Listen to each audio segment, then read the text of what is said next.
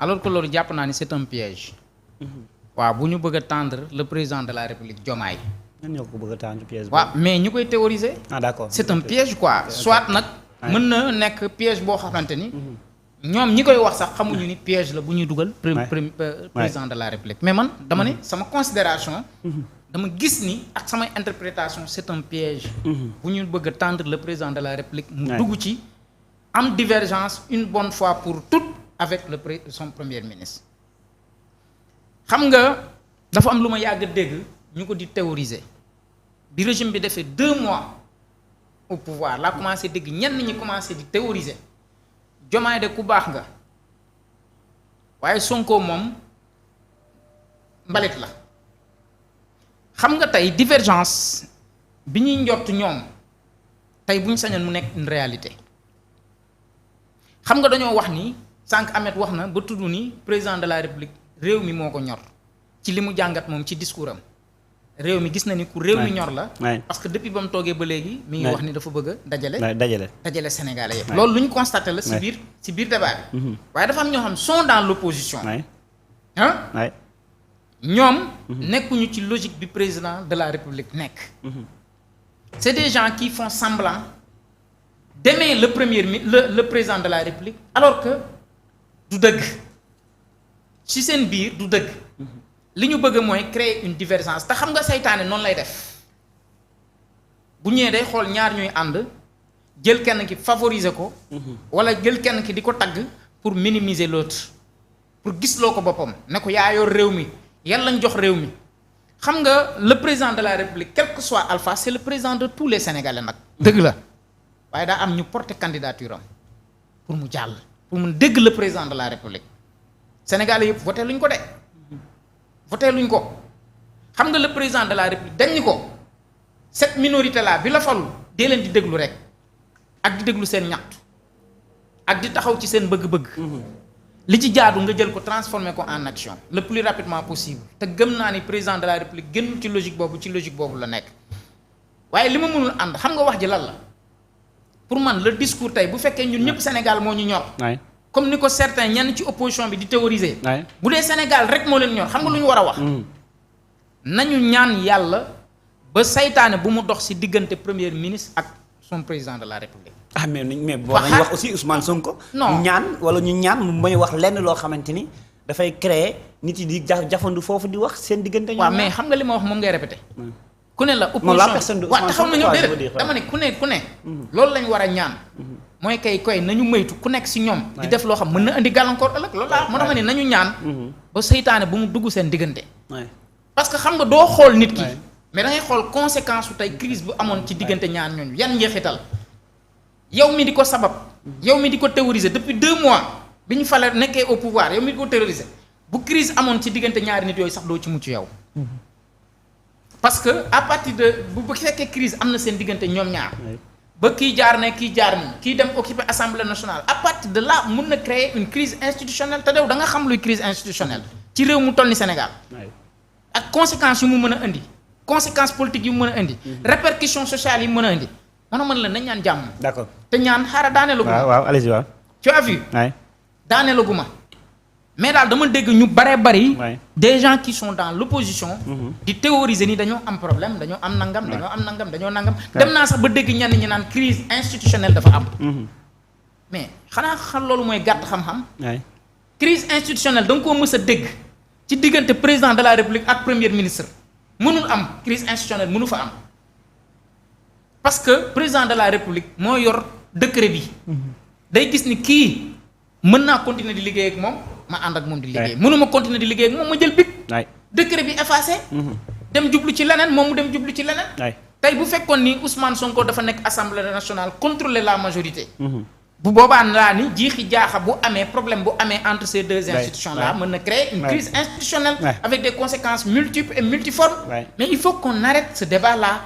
de semer une zizanie entre ces deux personnalités là di tàgg kii di xarab kii moo baax kii moo bon kii moo nangam kii moo nangam ça n'a pas de sens nañu amee réew mi waxoon naa la ko fii te su loolu laay daanelee Ousin bu ñu jiital gis nga nañu jël jëmmi Ousmane Sonko nañu jël réew mi teg ko ci kaw jëmmi Ousmane Sonko d'accord mais mettre le curseur de trop sur Ousmane Sonko loolu mooy tax léeg-léeg li ngay gis ci moom rek mooy nañ ko effacer nañ ko fi jëlee baaxul ci réew mi alors que jàpp naa ni d'accord divergence boobu noonu sax daa am la su bëgg a dolli non dama bëggoon a leeral sëriñ rek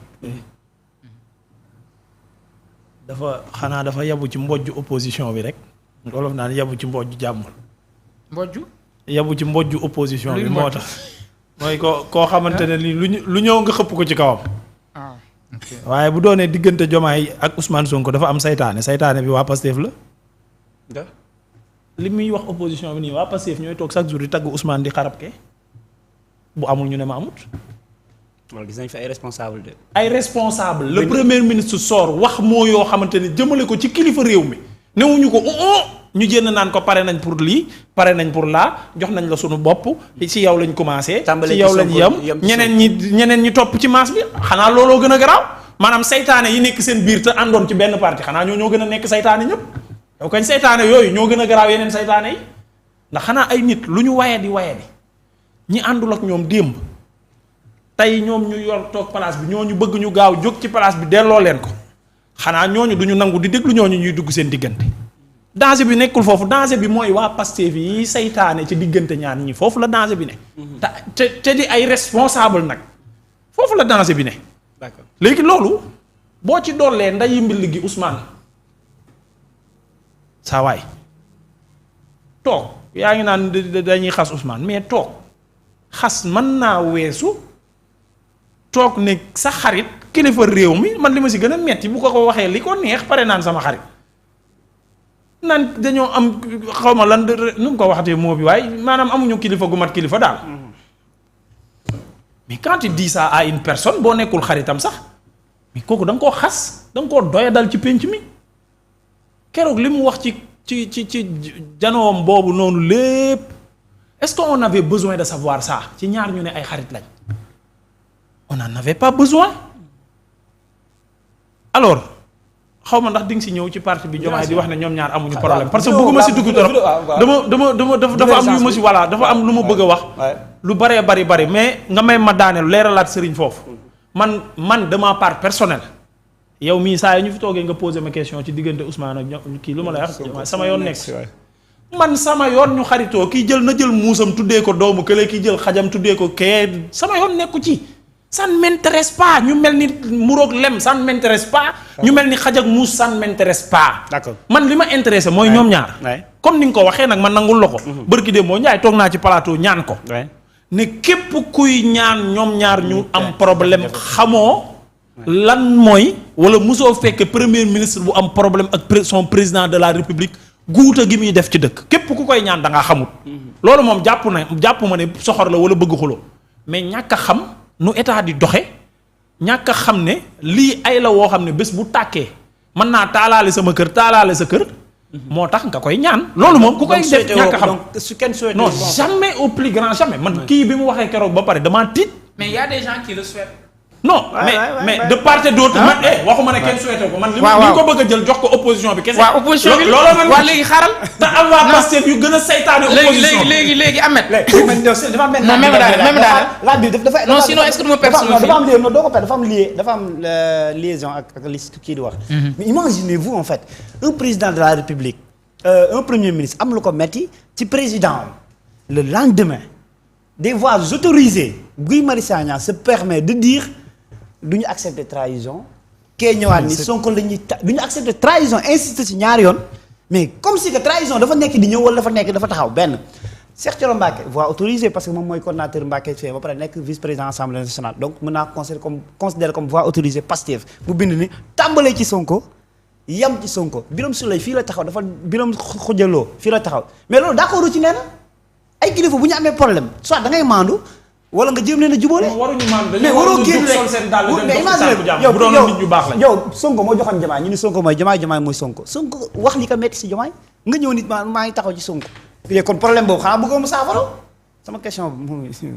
waaw mais xam nga laaj nga ba pare. damay rebondir. dama bëgg nga ne ma loolu du yoon. lu tax ma naan la du yoon. mais non xam nga Ouzin neex xam nga man kenn du guidé samay orientation nga dictateur la nag yow laaj nit naan ko damaa bëgg nga wax ma ni non man xam nga man li gën a neex ci samay wax mooy dama koy argumenté ba mu leer sama waay la dama koy tooñ. xam nga déjà li ma doon rebondir waxoon la ni su ma moytul dinaa perte suma fil conducteur d'accord kon bokk xam nga bi may wax sànq dama ne am na ay seytaane yu nekk dans l'opposition yoo xamante ni seen bëgg-bëgg bu gën a mag tey mooy Diomaye am problème ak Ousmane Sonko effacé ko dàq ko loolu mooy seen loolu mooy seen tey seen demande bi gën a mag xam nga dama ne dans l'opposition léegi nag la question véritablement que j'aimerais poser à Ahmed mooy moom il représente l'opposition wala il est dans l'opposition.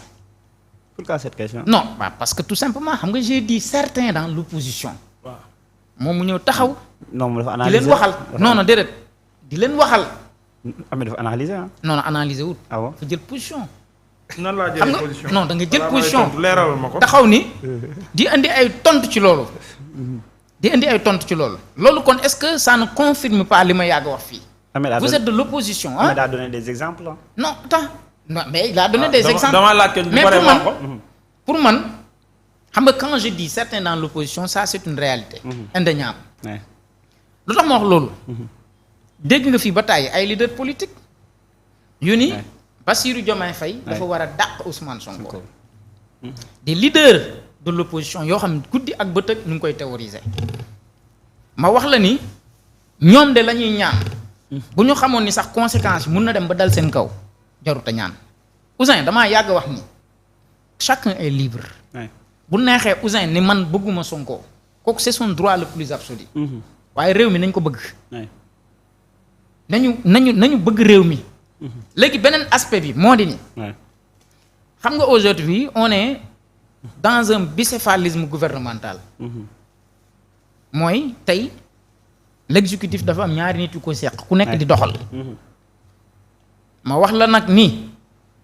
yenn kàddu yi may dégg piège la bu ñu bëgg a tendre le président de la République tugal ko ci beneen logique ak beneen dynamique boo xamante ne dafay jur désaccord entre lui ak son premier ministre ma wax la ni encore une fois le président de la République na fexe moytu tomber dans ce piège là parce que ñi koy woo ci logique boobu ak dynamique boobu di ko ne da nga baax da nga yaru da nga bëgg gëmuñu ci dara dara lañ ci gëmul bëgguñu ko sax c'est juste pour atteindre Ousmane Sonko tout simplement léegi nag Pastef xam nga dafa am loo xam c'est dans un cadre purement politique Pastef dama ne la bu leen neexee que ce soit les leaders les responsables de Pastef seen leader parce que nag bul fàtte ni Pastef dafa am leader et le leader il s'appelle Ousmane Sonko le maître du jeu dafa taxaw am kaddu yu mu yëkkati manifester wu ak am yu mu naqarlu waaye yow da nga xam Guy Marius Sagna bi nga ne warul def loolu yow da nga xam degré d'information ci situation bi fan la toll.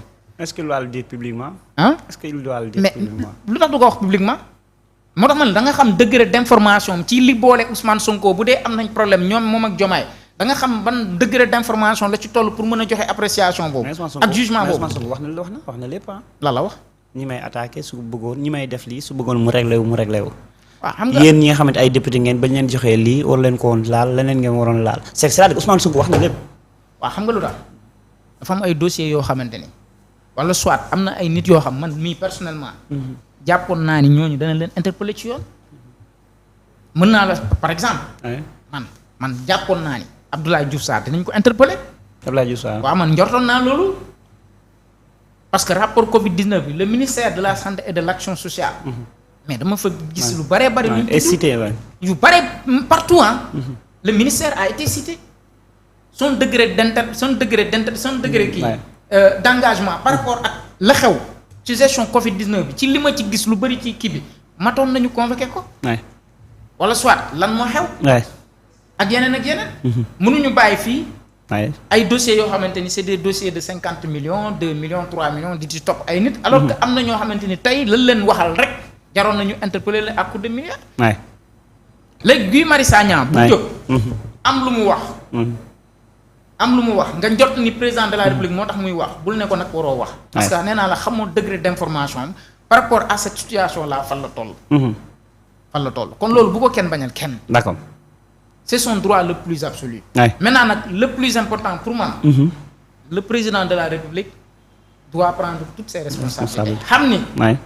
moom ak Ousmane Sonko waruñu nangu lu leen di xàjjale ne serait-ce que pour l'intérêt exclusif du peuple sénégalais. képp ku leen di woo ci logique boobu. jàppal ni seen noonu la bëggu leen. d'accord jàppal seen noonu la Bassirou Diomaye Diakhar Faye daal dinay tontu wala indi ay li nga xamante ni mooy divergence bi nga xamante ni ñu ko doon wax diggante am Ousmane Sonko indi na ci ab leeral ñu daal di koy déglu bu baaxee ñëwaat.